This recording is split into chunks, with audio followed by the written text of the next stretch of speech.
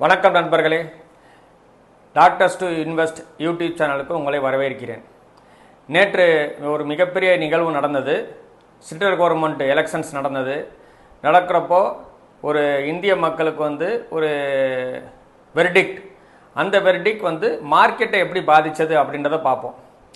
இந்த மார்க்கெட்டில் என்னென்னா, மார்க்கெட் என்ன நினச்சதுன்னா அதே கவர்மெண்ட் ஸ்டேபிளாக இருக்கும்னு நினச்சது. எக்ஸிட் போலில் கூட ஸ்டேபிளாக அதே கவர்மெண்ட் தான் வருதுன்னு சொல்லி மிகப்பெரிய மெஜாரிட்டியில் வரப்போகுதுன்னு சொன்னாங்க. அப்போ ரொம்ப ஹையாக கூடிச்சு. அடுத்த நாள் அந்த மாதிரி ஆக்சுவல் ரிசல்ட்ஸ் வரும்போது அந்த மாதிரி நடக்காத போது ஸ்டாக் மார்க்கெட் அதுக்கேற்ற மாதிரி பிஹேவ் பண்ணிச்சு. மிகப்பெரிய லெவலில் கீழே இறங்கிச்சு. அந்த மாதிரி சமயங்களில் ஸ்டேபிள் இன்வெஸ்டர்ஸ் ஆன டாக்டர்ஸ் என்ன செய்யணுன்றதை பற்றி பேசுகிறது தான் இந்த வீடியோ.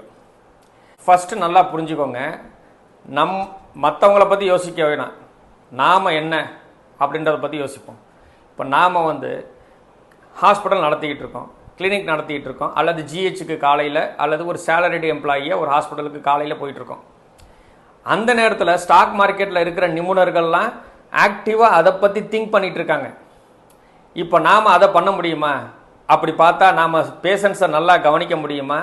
பேஷண்ட்ஸை நல்லா ட்ரீட்மெண்ட் கொடுக்க முடியுமா? ஸோ நாம் என்ன பண்ணணும் அப்படின்னா, ஸ்டேபிளான இன்வெஸ்ட்மெண்ட் மட்டும்தான் போடணும். அப்போ நம்ம ஸ்டேபிளான இன்வெஸ்ட்மெண்ட்டை நம்ம போடணும் அப்படின்னா நம்ம என்ன தியரியை பேக்கிங்காக வச்சுக்கணும்? ஸ்டேபிளான தியரிஸ், பேசிக் தியரிஸை தான் தியரிஸாக வச்சுக்கணும். அதை தான் ஸ்ட்ராங்காக நம்பணும். அதிலிருந்து எப்போவுமே விலகக்கூடாது. இப்போ எப்போ உலகமயமாக்குற அந்த கேட் அக்ரிமெண்ட்டில் நம்ம சைன் போட்டோமோ அப்போ ஆஃப்டர் 25 இயர்ஸ், இங்கே 25 இயர்ஸ் எடுத்து பார்த்தீங்கன்னா 30 இயர்ஸ் ஆகிடுச்சு. இப்போ மன்மோகன் சிங் சிக்னேச்சர் போட்டதுலேருந்து ஆரம்பிச்சு இப்போ கொஞ்சம் மெச்சூர்டு டெமோக்ரஸியாக மாறிடுச்சு. Emerging market but matured democracy. இந்த மாதிரி இருக்க சுச்சுவேஷனில் நாமளும் உலகத்தில் இருக்கிற எல்லா எக்கனாமிஸும் கிட்டத்தட்ட இணைஞ்சாச்சு. இதை நான் நல்லா புரிஞ்சுக்கணும். நம்மளோட மார்க்கெட்லையும் foreign investors through proper channels, அதாவது ஃபாரின் இன்ஸ்டிடியூஷனல் இன்வெஸ்டர்ஸ், FIIs அப்படின்னு சொல்லுவாங்க, அண்ட் ஃபாரின் டைரக்ட் இன்வெஸ்ட்மெண்ட் வருது. அதை பற்றி இப்போ யோசிக்க வேணாம். ஃபாரின் இன்ஸ்டிடியூஷனல் இன்வெஸ்டர்ஸ் ஸ்டாக் மார்க்கெட்டில் இன்ஸ்டிடியூஷனலாக இன்வெஸ்ட் பண்ண வருது. இந்தியாவில் இருக்கிற டொமஸ்டிக் இன்வெஸ்டர்ஸ், ஃபாரின் இன்வெஸ்டர்ஸ், இதை வச்சு யோசித்து பார்த்தோம்னா நம்மளோட பாப்புலேஷன் ரொம்ப அதிகமாக இருக்கலாம். ஆனால் FIIs கொண்டு வர வால்யூம் மணி இருக்குது பார்த்தீங்களா, அது ரொம்ப ரொம்ப அதிகம். இதை விட 5 மடங்கு அதிகம். அப்படி இருக்கும்போது நம்மளோட டோட்டல் மார்க்கெட் வேல்யூவில் தினம் ஃப்ளக்சுவேட் ஆகிறதுல FIIஸோட பங்கு ரொம்ப ரொம்ப அதிகம். அப்படி இருக்கும்போது நம்ம ஒரு விஷயத்தை நம்ம யூகிக்கிறோம்னா எந்த நியூஸை நம்ம முக்கியமாக எடுத்துக்கணும் அப்படின்னா, உலகமயமாக நான் என்ன இருக்கோ, உலகமயமாக என்ன இருக்கோ அந்த விஷயத்தை நம்ம ஸ்ட்ராங்காக எடுத்துக்கணும். அந்த மாதிரி பார்க்கும்போது இந்தியாவில் நடக்கிற ஒரு 4 ஸ்டேட் எலெக்ஷன், அல்லது ஒரு யூகிக்கிற எலெக்ஷன், அல்லது ஒரு எக்ஸிட் போல், அப்புறம் நாய்ஸஸ், ஏகப்பட்ட நாய்ஸஸ் பேசிகிட்டு இருப்பாங்க. நிறைய மினிஸ்டர் அந்த பேட்டியில் ஏதாவது பேசியிருப்பார், இந்த எதிர்கட்சி பாலிட்டிஷியன் வேற ஏதோ பேசியிருப்பார். இதெல்லாம் நாய்ஸஸ். அதை பற்றி இவங்க மார்க்கெட்டில் இவங்க பேசிக்கிறது எல்லாமே நாய்ஸஸ். இதெல்லாம் ஒன்றும் பெருசாக உதவ போகிறதே கிடையாது. எது உதவ போகுது அப்படின்னா, பேசிக்ஸ் ஆஃப் த கம்பெனிஸ், ஒரு செக்டாரோட பேசிக்ஸ். அட்லீஸ்ட் அந்த கம்பெனி எப்படி வளருது, ஃபண்டு மேனேஜர்ஸ் எந்த கம்பெனியை பேஸ் பண்ணி வாங்க போகிறாங்க, ஜென்ரலாக நம்ம இந்தியாவோட எக்கனாமி எப்படி இருக்க போகுது,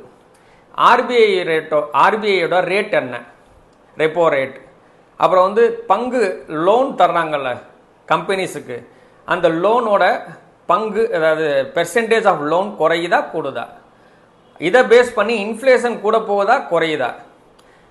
US federal reserve, US federal government bank, அந்த பேங்க் அதுதான் major bank of the world. அந்த பேங்க் அமெரிக்காவில் இருக்கிற பேங்க்ஸுக்கு பேங்க் வழியாக அவங்க கம்பெனிஸுக்கு தர வேண்டிய லோனோட பெர்சன்டேஜ் குறைக்க போகிறாங்களா கூட்ட போகிறாங்களா, இதை பேஸ் பண்ணி தான் உலகத்தில் இருக்கிற எல்லா மணி மூவ்மெண்ட்டும் இருக்குது. பர்ச்சேஸ் மேனேஜர் இண்டெக்ஸ், PMI, அது என்னென்னா அடுத்து வர்ற 6 மாதத்துக்கு அல்லது 5 மாதத்துக்கு இந்தியாவில் இருக்கிற கம்பெனிஸ் எல்லாம் வந்து ரா மெட்டீரியல்ஸ் வந்து எவ்வளோ நல்லா வாங்கி வச்சுருக்காங்க. ரா மெட்டீரியல்ஸ் வாங்குறதுக்கு நிறைய ஆர்டர்ஸ் தந்திருக்காங்கன்னா என்ன அர்த்தம்? அந்த கம்பெனிஸ் அந்த செக்டார்ஸ் எல்லாம் வந்து நல்லா வந்து நிறைய மேனுஃபேக்சர் பண்ண போகுது, அல்லது அது சம்மந்தப்பட்ட விஷயங்கள்லாம் நிறைய யூஸ் பண்ண போகுது, அந்த பணத்தை யூஸ் பண்ண போகுது. அப்புறம் வந்து கேபெக்ஸ், இந்த மாதிரி விஷயங்கள். கேபெக்ஸ் வந்து கண்ட்ரி வந்து கேபெக்ஸ் இது வந்து எப்படி அலாட் பண்ண போகுது, இந்த மாதிரி பேசிக்கான விஷயங்களை வச்சு தான் நம்ம மார்க்கெட்டை யூகிக்கணுமே தவிர இந்த சின்ன சின்ன விஷயங்கள். ஒரு சின்ன நிகழ்வு நடந்திருக்கு, பர்டிகுலர்லி டாக்டர்ஸான நாம் இந்த மாதிரி விஷயங்களை பேஸ் பண்ணி போகிறது தான் நல்லது. ஏன்னா நம்ம எல்லாருமே லாங் டேர்ம் விஷயத்தை பற்றி மட்டும்தான் யோசிக்கிறோம். Long term SIP, long term lump sum mutual fund, இதுதான் நம்மளோட தாரக மந்திரமாக இருக்கணும். அப்படி இருக்கும்போது இதை தவிர வேறு எந்த நியூஸையும் நம்ம கருத்தில் எடுத்துக்கிட்டு அதை பேஸ் பண்ணி ஸ்டாக் மார்க்கெட்டில் வாங்குறது, ஸ்கிரைப்ஸை வாங்குறது, விற்கிறதெல்லாம் பண்ணாதீங்க. மியூச்சுவல் ஃபண்டு வாங்குறதெல்லாம் பண்ணாதீங்க. இன்னைக்கு மிஸ் பண்ணிட்டேன்னு ரொம்ப கவலைப்பட வேணாம். நாளைக்கு மிஸ் பண்ணிட்டேன் அதெல்லாம் ஒன்றுமே கிடையாது. லாங் டேர்ம் விஷயங்கள் மட்டும்தான் நம்ம எடுத்துக்கணும். ஸோ இதே மாதிரி இந்த மாதிரி நீங்கள் எங்கள் சேனலை சப்ஸ்கிரைப் பண்ணுங்கள், லைக் பண்ணுங்கள், வீடியோவை ஷேர் பண்ணுங்கள், ஃப்ரெண்ட்ஸுகளுக்கு சொல்லுங்கள் இந்த மாதிரிலாம் இருக்குது, இந்த மாதிரி பேசுகிறாங்கன்றது சொல்லுங்கள். டெலகிராமை எங்களோட இன்ட்ராக்ட் பண்ணுங்கள், வாட்ஸ்அப்பில் கால் பண்ணலாம், ப்ளஸ் வாட்ஸ்அப்பில் நீங்கள் வந்து இன்ட்ராக்ட் பண்ணலாம். தேங்க்யூ.